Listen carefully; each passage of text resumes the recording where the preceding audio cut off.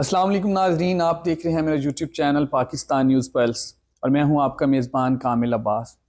आज हम जिस सियासी शख्सियत से गुफ्तगू करने आए हैं किसी तारुफ के मोहताज नहीं। साबिक सूबाई मिनिस्टर और मौजूदा सेटअप में पार्लिमानी सेक्रेटरी बराए ट्रांसपोर्टेशन, ज़िला चिन्योट की पहचान, 2 बार कंसिस्टेंटली अपने वर्क की वजह से आज़ाद कैंडिडेट के तौर पे उभरे और दोनों बार ही कामयाबी समेटी। किसी तारुफ के मोहताज नहीं, एक नौजवान क़यादत। जैसा कि आप जानते हो कि यूथ हमारे मुल्क की पॉपुलेशन की रीढ़ की हड्डी है। साबिक सूबाई मिनिस्टर जनाब माहर तैमूर अमजद लाली साहब, अस्सलाम वालेकुम सर। वालेकुम सलाम सर, क्या हाल चाल है? ठीक है? अल्हम्दुलिल्लाह सेहत भी सर, ठीक है? बहुत शुक्रिया कि आपने अपने बिजी स्केड्यूल में से हमारे लिए टाइम निकाला। नहीं नहीं सर, बिल्कुल भी नहीं, बिल्कुल भी नहीं। ये आपकी मोहब्बत है जो आप यहाँ पे तशरीफ लाए लालियाँ जी। अच्छा sir, you are not a part of this government before when you are contest the election of 2024। Sir election जीते इंडिपेंडेंट कैंडिडेट सेकंड बार, तो नून लीग क्यों ज्वाइन की? तो सर बड़ा मज़ेदार सवाल है आपका। पहला सवाल ही बड़ा मज़े का है जी। देखिए, मैंने 2018 में भी एज ए इंडिपेंडेंट इलेक्शन लड़ा था और 2024 में भी इंडिपेंडेंट इलेक्शन लड़ा। तब भी टिकट्स मेरे खिलाफ थी। अभी भी मैं मतलब ओरिजिनली इंडिपेंडेंट था। तो सर मैंने इन लोगों के साथ एक ही बेस पे, अगर आप मेरी पूरा इलेक्शन कैंपेन देखें 2024 वाली या 2018 वाली देखें, तो एक बड़े रेलेवेंट चीज़ आपको नज़र आएगी। वो ये है कि मैंने अपने लोगों से वादा किया था कि मैं अपने इलाके की महरूमियाँ दूर करूँगा और मैं अपने इलाके में वो चीज़ करके दिखाऊंगा जो पिछले 50 साल में नहीं हुई। अल्हम्दुलिल्लाह 2018 में अल्लाह ताला की ज़ात की मदद के साथ, उसकी ज़ात की रहमत के साथ, मैंने 2018 से जो मुझे 3.5-4 साल मिले, अगर आप उससे पहले का मेरे हलके का विज़िट करें, मेरी तहसील का विज़िट करें और आज का जो विज़िट करें, उसमें ज़मीन आसमान का फ़र्क है। हमने यहाँ पे कारपेट रोड्स के जाल बिछाए, हॉस्पिटल बनवाया, जहाँ पे मतलब हमारी तहसील लालियाँ की सबसे बड़ी आबादी है मौदा ठट्टी बाला राजा। आफ्टर तहसील वो हमारी सबसे बड़ी आबादी है, देहाती आबादी। इवन वहाँ पे एक रूरल डिस्पेंसरी तक वर्किंग कंडीशन में नहीं थी। वहाँ पे कोई सोलंग नहीं था, गली नहीं थी, स्कूल्स अपग्रेडेशन। मैंने उन्हीं चीज़ों के ऊपर फोकस किया और अल्हम्दुलिल्लाह मैं सरखुरू हुआ। जहाँ तक आपके सवाल के जवाब के देता हूँ, इस दफ़ा प्रॉपर इलेक्शन कैंपेन में मैंने एक ही बात की है कि जो मैंने पहले वादे किए थे इस इलाके की महरूमियाँ दूर करने के लिए, मैंने अनथक अल्लाह ताला की ज़ात की मदद के साथ उसमें मेहनत की, कोशिश की और मैं कामयाब हुआ। और इंशाल्लाह ताला अब भी अगर आप लोग मेरे पे एतमाद करते हैं तो मैं अपने अगले टेन्योर में भी वो महरूमियाँ दूर करूँगा। तो मेरा ख्याल है उसके लिए जो मेरे वादे हैं उसके लिए मेरा गवर्नमेंट में बैठना ज़रूरी था। बिल्कुल टीम। जी सर जैसा कि मुल्की हालात देख रहे हैं, ग्राउंड रियलिटी देखा जाए तो मुल्क में सरमायाकारी भी आ रही है। आपके prime minister of Pakistan, even आपकी चीफ मिनिस्टर, पंजाब में, वफाक में, जहाँ पे आपकी कॉन्स्टिट्यूंसीज हैं वहाँ पे आप लोगों को फंड्स भी मिल रहे हैं और काम भी हो रहे हैं। लेकिन सर दूसरी तरफ तहरीक इंसाफ, मुल्क में इंस्टेबिलिटी ही है उनकी तरफ से। कोई मुज़ाकरात, वो मुज़ाकरात सिर्फ और सिर्फ इस्टेब्लिशमेंट से करना चाहते हैं। क्या आपको नहीं लगता बहैसियत एक सियासतदान कि एक सियासतदान को सियासतदान से ही मुज़ाकरात करने चाहिए? सर, ये तो बड़ा वैलिड पॉइंट है। सियासतदान को सियासतदान के साथ मुज़ाकरात करने चाहिए।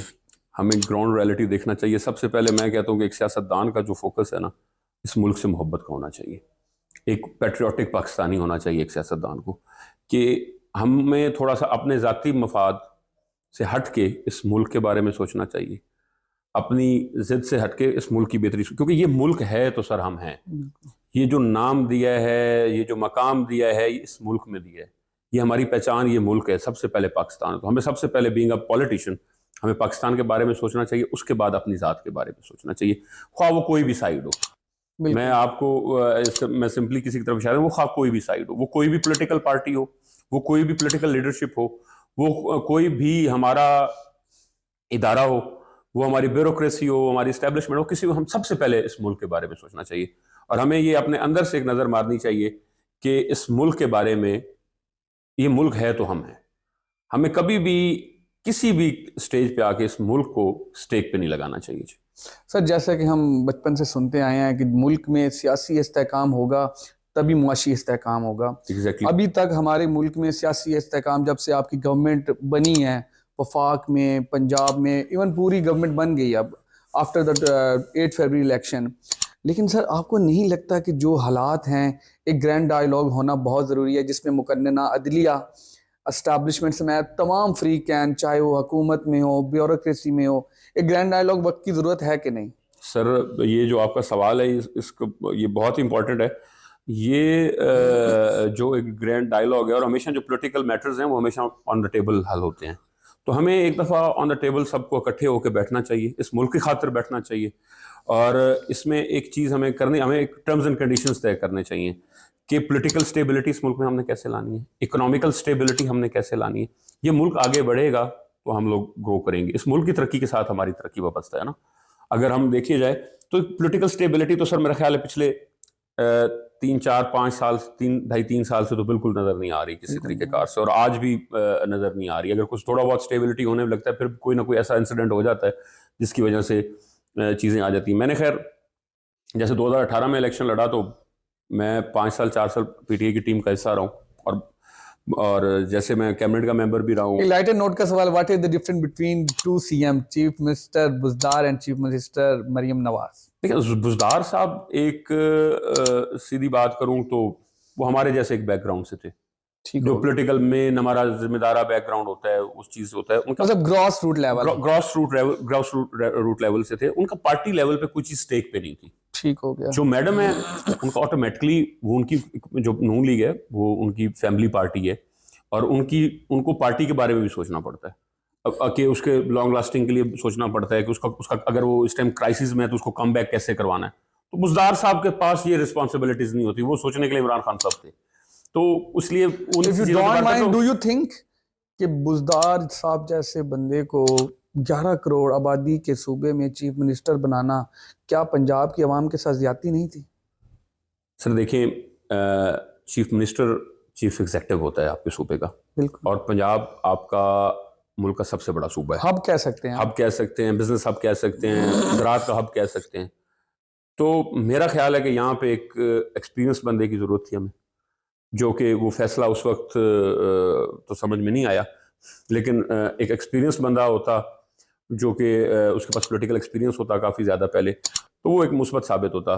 लेकिन बुज़दार साहब ने जो अपना टाइम गुजारा है, जिस तरीके से गुजारा है उससे बखूबी वाकिफ़ हैं। वो गलत फैसला था या ठीक फैसला था, वो मेरा ख्याल है पीटीआई के तमाम लोग, तमाम जो कारकुनान हैं, जो तमाम उनकी लीडरशिप है, और जो भी उनका वर्कर है वो बखूबी जानता है। तो आपको नहीं लगता कि पिछले दौरे हुकूमत में आपने जो आम से वादे किए थे उनमें कोई कमी बेशी रह गई है, तो अब वो पूरी हो जाएगी? सर देखें, मेरा पहले भी मुतालबा एज ए इंडिपेंडेंट कैंडिडेट जब मैंने पीटीआई ज्वाइन की तो यही था कि मेरे हल्के की महरूमियाँ जो हैं वो दूर करें, ठीक हो गया। और उसमें अल्हम्दुलिल्लाह 70% तक मैं कामयाब भी रहा हूँ माशाल्लाह। अल्हम्दुलिल्लाह। मैंने सर तकरीबन 125 से करीब कारपेट रोड बनाया सर, माशाल्लाह। जो कि इस टाइम मेरे तहसील का बाईपास और हर जगह पे हैं वो चीज़ें बनी अभी हैं। हम गुजर के आ रहे थे तो आपके दे रहे ये अभी स्टार्ट हुआ है सर। ये अभी जो बाकी डबल कारपेट रोड्स भी हमारे बने हैं। हमारे यहाँ नहर के पास तकरीबन तहसील का एक बाईपास बना है। जैसे छठीबाल राजा का मैंने जिक्र किया, वहाँ पे हॉस्पिटल बना है। काफ़ी गाँव में स्कूल्स हमने अपग्रेड करवाया है। और ये जो अभी आपने रोड देख रहे हैं सर, ये रोड जो है ये अभी जो इसके ऊपर हम बैठे हुए हैं ये बेसिकली लालियाँ शाहजीबना झंग रोड है कहलाता है। तो इसका भी ये 4-5 दिन पहले काम स्टार्ट हो गया। ये भी एक बड़ी मेजर ग्रांट है कि अब यही मेरा ख्याल है एक रोड हमारा बच गया था, तो इंशाल्लाह अब इस पे भी काम शुरू हो गया। हमने मैं तो देखा एफर्ट ही कोशिश करता हूँ कि जी मेरे हल्के की जो महरूमियाँ हैं ना, जो मैंने अपने लोगों से वादे किए वो मैं ताकि पूरे कर सकूँ जितने हो सके। इंसान जितनी अपनी हिसाब के मुताबिक एफर्ट करता है, ताकि जब मैं 5 साल बाद उनके पास जाऊँ ना तो मैं फ़ख्र के साथ जाऊँ, सर झुका के ना जाऊँ, फ़ख्र के साथ जाऊँ कि यार ये मेरे बस में था, ये मैंने किया। तो ये मैं सब कुछ आपकी दलील पे लेके आया हूँ। पिछले 3.5 पौने 4 सालों में और अभी 9 महीने हुए हैं, हमारे जैसे कि हमारा बैकग्राउंड है, जिस बैकग्राउंड से आप और मैं ताल्लुक रखते हैं, क्या थाना कचहरी कल्चर में कोई तब्दीली ला पाए हैं?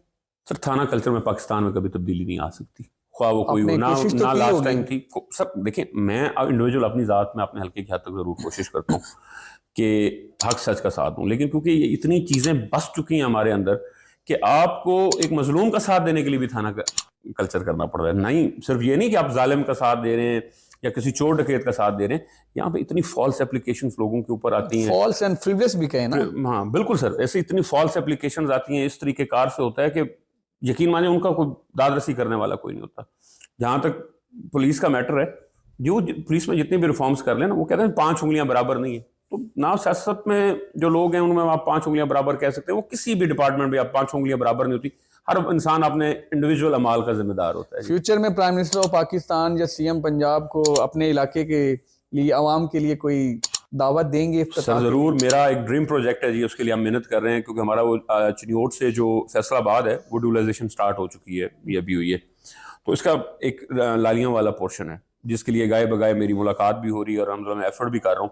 इंशाल्लाह बफजल खुदा जब ये रोड हमारा मिलता है हमें और काम स्टार्ट होता है, तो मैं ज़रूर इनवाइट करूंगा उस वक्त हमारे चीफ मिनिस्टर को या प्राइम मिनिस्टर को कि यार ये इतनी बड़ी हमारे इलाके की महरूमी जो है वो दूर हुई है, हमारी आपकी मेहरबानी से तो ज़रूर आएँ और इसको विजिट करें, और लोग भी शुक्रिया अदा करना चाहिए, क्योंकि ये बड़ा दरीना मुतालबा है हमारा। और ये लाइटर नोट में 5 सियासतदानों को आपने 10 आउट ऑफ 10 में से कुछ मार्क्स देने हैं सर। सबसे पहले मौलाना फजल रहमान। सर मौलाना साहब के साथ मेरी कोई इतनी खातिर खा को मुलाकात नहीं है, ना कोई पार्टी की वाबस्तगी रही है। सर अच्छे खिलाड़ी हैं सियासत के, बहुत अच्छे खिलाड़ी हैं।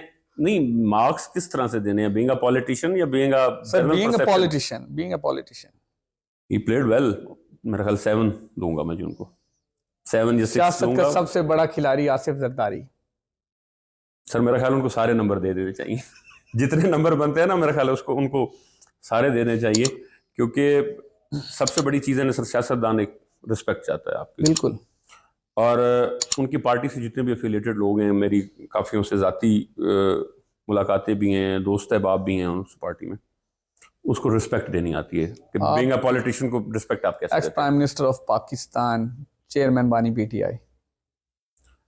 सर वे कहते थे कि उनको सियासत नहीं आती, लेकिन अब लोगों को मेरा ख्याल है ये कहने पे मजबूर हो गए कि उनसे बेहतर सियासत कोई नहीं कर रहा। जिस तरीके से भी कर रहे हैं, उनका वोट बैंक जो है वो ऑटोमेटिकली ग्रो किया है, बहुत ज़्यादा ग्रो किया है। जो वोट बैंक शायद 2022 में 23 में ख़त्म होने वाला था, क्योंकि मैं पीटीआई का हिस्सा था, हम हल्के में आते थे, तो मुझे खुद लोग कहते थे सर आज़ाद इलेक्शन लड़ लीजिएगा, पीटीआई का टिकट नहीं लेना। लेकिन उन्होंने एक ऐसा स्मार्ट मूव कह लें या एक ऐसी चीज़ वो की है, सारी कौम उनके पीछे लग गई, सारे लोग उनके पीछे लग गए। मौलाना सिराजुल हक साहब के बारे में क्या ख्याल है? सर प्योरली डेमोक्रेटिक पर्सन, और जो कोशिश कर रहे हैं कि जी वो डेमोक्रेसी को चलाया जाए। If I am not wrong, आप 10 आउट ऑफ 10 देंगे उन्हें भी? सर मैं उनको दूंगा, क्योंकि वो प्रॉपरली एक ही लाइन में चल रहे हैं, एक ही चीज़ में चल रहे हैं, जिसको कहते हैं हम कि डेमोक्रेसी को प्रॉपर फॉलो करना, वो फॉलो कर रहे हैं। आखिर में आपके मौजूदा कायद भी हैं और पाकिस्तान मुस्लिम नवाज के सदर भी हैं और 3rd टाइम प्राइम मिनिस्टर भी रह चुके हैं, मियां मोहम्मद नवाज शरीफ। सर अगर बीइंग पॉलिटिकली दूं तो सर मेरा ख्याल है आज से कोई 2 साल पहले नून लीग से ज़्यादा किसी का वोट नहीं था। बिल्कुल। देखिए पार्टीज़ ने ख़ुसूसन पंजाब में देखा जाए, अभी भी हमारे हलकों में नो डाउट नून लीग का वोट है सर, क्योंकि मेरे हलके में शायद एक यहाँ पे भी वोट मौजूद है, जमातों का हर जगह पे वोट मौजूद है, क्योंकि हमारा थोड़ा हल्का रूरल बैकग्राउंड का आ जाता है। तो थ्रू अगर मेरे तो खैर एज कम है, अगर बीइंग अ पॉलिटिकल स्टूडेंट 85 से लेके 2022 तक अगर किसी जमात का सबसे ज़्यादा वोट बैंक रहा है तो वो पंजाब में पाकिस्तान मुस्लिम लीग नून का है, ऑन एंड ऑफ। तो इतने बड़े टाइम के लिए किसी जमात को भी 30 साल 35 साल के लिए वोट बैंक को मेंटेन करना बहुत मुश्किल होता है, तो वो उन्होंने करके दिखाया। मैडम से मुलाकात होती रहती है हल्के की आवाम के लिए? देखिए जिस तरह से उनका बिजी स्केड्यूल होता है, in meetings, in parliamentary party meetings, उस वक्त मुलाकात होती रहती है। जब मैंने ज्वाइनिंग की तब उनसे बड़ी डिटेल में मेरी गुफ्तगू हुई, रायगढ़ में मेरी मुलाकात हुई थी, तो काफ़ी होपफुल हैं, काम कर रही हैं और चाह रही हैं कि जेन्युइनली कुछ ना कुछ डिलीवर कर सकें। एक तो आपने अपना ड्रीम प्रोजेक्ट बताया जिस पे आप वर्क कर रहे हैं, तो इसीलिए मैं कह रहा हूँ अगर आपकी वसादत से मैडम सुनेंगी तो उनको पता चल जाता है कि ये ड्रीम प्रोजेक्ट जी हम आपकी आवाज़ इंशाल्लाह जहाँ तक पहुँचा सके तो हमारा लोगों के लिए है जी, बेसिकली किसी चीज़ में नहीं। हम ये चाहते हैं कि इन लोगों की देखें सर, मैं आपसे एक बात करूँ, जिस इलाके में हम यहाँ पे बैठे हुए हैं ना सर, ये अभी शायद आप आएंगे यहाँ पे कारपेट रोड है, आगे आप चले जाएं, इसको विजिट करें या किसी तरीके कार से, हमारा यहाँ पे दरियाई बेल्ट काफ़ी बड़ी है, हमारे जी साथ बिल्कुल दरियाई बेल्ट है हमारे पास। यहाँ पे आप ट्रैवल ही नहीं कर सकते थे। बिल्कुल। किसी साइड पे भी अगर आपको इमरजेंसली जाना है ना, आप ट्रैवल नहीं कर सकते। दरियाई बेल्ट तो दूर की बात है, आपके मेन रोड्स के हालात भी बड़े ख़राब थे। अब बस अल्हम्दुलिल्लाह काफ़ी हद तक बेहतरी आ गई, और इंशाल्लाह ताला ये टाइम मिला तो इस इलाके की बेहतरी के लिए एक लाइटर जितना नोट कम पे कर आखिरी सकें। सवाल पूछ लूँ मजाक के तौर पे, नेक्स्ट जो अपना फ्यूचर प्लान है वो हालात देख के करेंगे या किसी पार्टी के साथ मुकम्मल तौर पे वाबस्ता रहेंगे? देखिए सर, मैं आपने लेटर नोट में कहा है, मैं एक बात आपसे कहूँ, शायद मे बी मैं वाहिद आदमी हूँ कि पीटीआई वालों ने बड़ा कुछ कहा है, लेकिन मैंने हमने सोशल मीडिया पे देखा है। ठीक है जी, मतलब मैंने इंडिपेंडेंट इलेक्शन लड़ा, मैंने किसी जगह पे भी, आप मेरी कोई भी स्पीच उठा के देखें, बिल्कुल मैंने किसी जगह कोई जिक्र नहीं किया, इसलिए मैं बच गया हूँ। तो दूसरी ये चीज़ आ गई कि विद इन पार्टी कुछ मामला टिकट्स को लेके इस तरह का हुआ था कि मैंने दोबारा इंडिपेंडेंट इलेक्शन लड़ने पे आपने मजबूर नून हुआ। लीग में टिकट अप्लाई नहीं किया था? मैंने सर नहीं किया था। आखिर में हमारे प्लेटफॉर्म से, जैसे कि हमारा डिजिटल मीडिया है, हम यूथ को मोबिलाइज करना चाहते हैं। कोई यूथ के लिए, चाह खा वो पाकिस्तान मुस्लिम लीग नवाज से हो, पीपल्स पार्टी से हो, पीटीआई से हो, या ओवरऑल जो यूथ है, उनके लिए कोई पैगाम देना चाहेंगे? सर यूथ के लिए मेरा यही एक पैगाम है, जैसे कि मैं आपको कह रहा था कि हमारा विद इन पार्टी कुछ बना था, शायद में भी पीटीआई को, मैं पीटीआई में था, काफ़ी सारी कुर्बानियां भी दी, वो खैर इस प्लेटफॉर्म पे गिनवाने की मुझे ज़रूरत नहीं है, वो लोग खुद जानते हैं।